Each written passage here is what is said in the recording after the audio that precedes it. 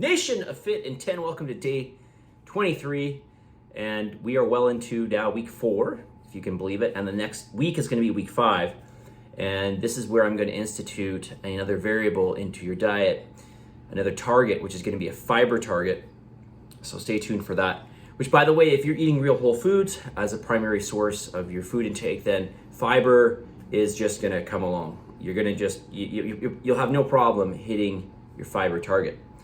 So stay tuned for that. But yeah, I mean, we're in week 4 and we're heading, next week's gonna be week 5. By the end of week 5, we're gonna be at the midpoint of the challenge. So you can see how fast this goes, right? Okay. Feedback, let's do it. This person writes, okay, there's a lot of feedback here. This person writes, this is under name something you can improve upon. I've logged everything, but some things I didn't measure properly, so I'm trying to do my best to measure everything, including nut butter. Nut butter is a big one, okay? There's obviously a big difference between nut butter and then, weighing lettuce or whatever. I bought the wrong darn almond milk. I was sure it was unsweetened, but apparently I need to wear my reading glasses at the grocery store now. Ugh. I could prep a bit better. I didn't make full meals in advance, but I have been good about having ready to go fruit, veggies, hard-boiled eggs, tuna on hand, etc. All right, that's great. Okay. Name something specific you need help with. Cardio. I'm doing intervals on the treadmill. I figured 20 run, 40 walk would get me in the zones required, but 20 on, 40 off is so jerky to start, stop. Could I do longer intervals? As long as the heart rate gets up. The treadmill has a setting that's 2 minutes on, off intervals, but that is too much rest. It's too cold outside, or just do it outside. Yeah, so listen, the whole reason that I'm gonna have you do these shorter intervals, this 20 on, 40 off, is because I want you to really push yourself eventually. I don't do this in the beginning. So in the beginning, it's maybe, you might find that the intervals, or you may have found that the intervals were kind of like really easy and almost pointless. For some of you, maybe not all of you for sure, but as we move along, I'm gonna get you to push yourself more. So basically what I'm saying is with the 20-second intervals, really what it should be is like these intervals start to get so hard that 20 seconds is brutal. Like it's really, really hard, and you're really looking forward to take it back down to the 40. So, yeah, it is very hard to do this on a treadmill, for sure. Okay, a stationary bike would be much easier, like a spin bike. Especially like. I've got a spin bike here at home, and it's literally just got, it runs through magnetic resistance, and it's just got a little dial on it, and so you just up and down, it's like, it literally goes, you can go from level, 19 to 14. That's usually what I go between level, 19, 20, down to 14, in a second, right? So that's what I would recommend. Now you don't have that, so in this case, yeah, I would just say do your best on this, and maybe you want to, in this case, if you are stuck using your treadmill, you really don't want to go outside, then I would suggest maybe just doing longer time periods in between. All right, so because it's going to take a little bit of time to get up to that speed for the 20 seconds, maybe lengthen both the 20 seconds, like maybe double it to 40, and then maybe double your time off. Something like that, okay? Just because it's gonna take some time for the treadmill to catch up, and then some time for the treadmill to run itself down. That's just off the top of my head, what I'd recommend. All right. Logging food. Many of the food options in MyFitnessPal, even the green checkmark ones, don't have an option for weight only a unit or volume amount. Example, hard-boiled eggs, homemade popcorn, many of the veggies. Do I really have to weigh raw spinach for a salad because it barely weighs anything and it has such few calories? I know you want us to weigh everything, but are these exceptions? All right, so let me just answer this one quickly here, the last part of this question. Yeah, when it comes to spinach or, you may want to do this when you're doing your fiber, maybe not so much spinach or lettuce, stuff like that. You don't have to weigh that stuff. I mean, whether you have a cup or 2 cups of spinach, we're literally talking about a couple calories. And the majority of these calories are coming from fiber, and fiber is a whole different story, so we'll maybe talk about that in the future. But for the most part, don't worry about your fiber until we start counting it. But yeah, I mean, this is really, are you having 5 calories of spinach or 10? Well, just walk up and down the stairs twice and there's your 5 calories. It's really not gonna make a difference. I don't really care about that. Well, what I do care about is the stuff that's more calorie dense. All right, obviously that's what we wanna weigh.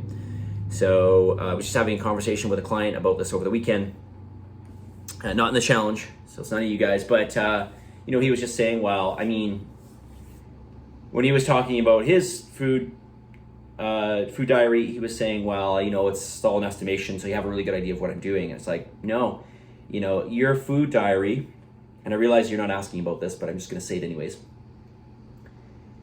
If you're having, let's say, for example, a medium yam, I mean, that could be 6 ounces, that could be 11 ounces, and that, that difference can be 150 calories, and that's like an easy example. When you're throwing in foods that are, my apologies again for just mentioning this, but if you're throwing in like restaurant foods and stuff like that, it's just, we have no idea, okay? It might be correct, it could be way off, okay? It could be hundreds of calories off. So we need to be really, really careful with this stuff. Again, when it comes to these very low calorie foods, okay, lettuce, spinach, cabbage, even broccoli and stuff like that. I mean, broccoli is going to be a little more, but still a lot of fiber in that. Wouldn't be too concerned with that, okay?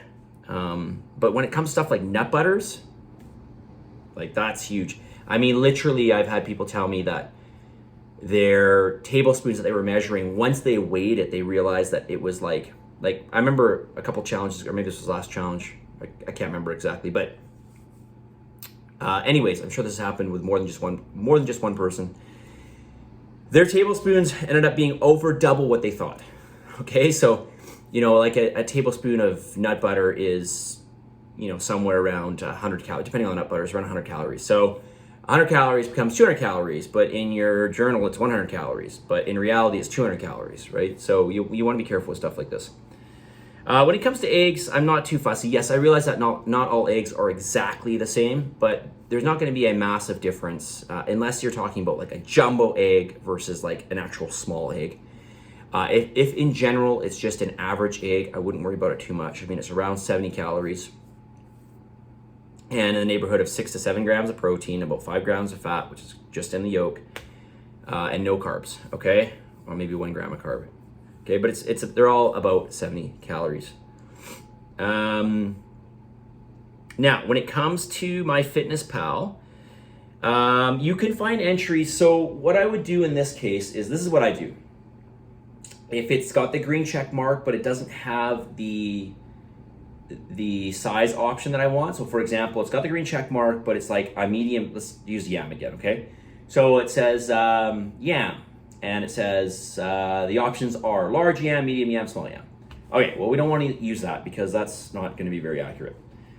What I would do is, usually what I do is I will try to reference, like I'll just look it up on something else.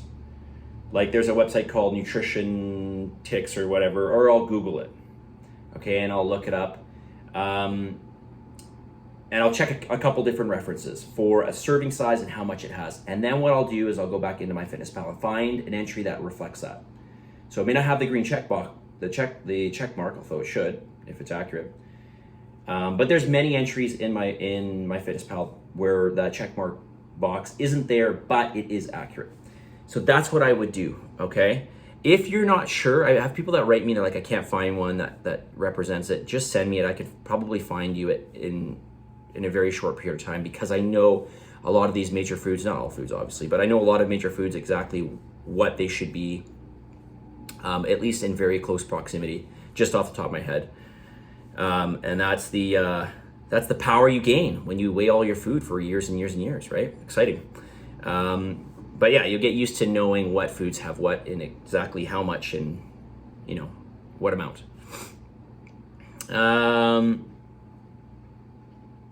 What else did you write here? You wrote, okay, so we talked about hard-boiled eggs, homemade popcorn, and many of the veggies. Yeah. So if you can't find it, look up a few different outside references on the net. See what they say. If you're not sure or you don't want to spend the time, just send me a message. I can find you one. I'm happy to do that.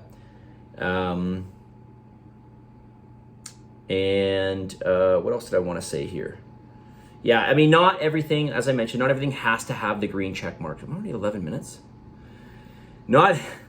Somebody mentioned to me the other day, you know, you say that like almost every video. I know. But it it's always surprised me. The green check mark box is not the end all be all, okay? So there are other entries in there that are good entries that will reflect exactly what is accurately in the food that you're having, okay?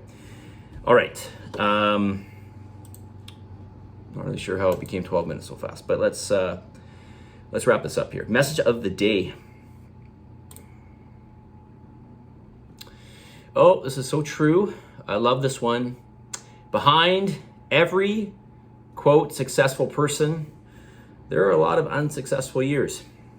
Behind every successful person, there are a lot, many unsuccessful years. I'll say it one more time. Behind every, what you might perceive to be successful person, there are many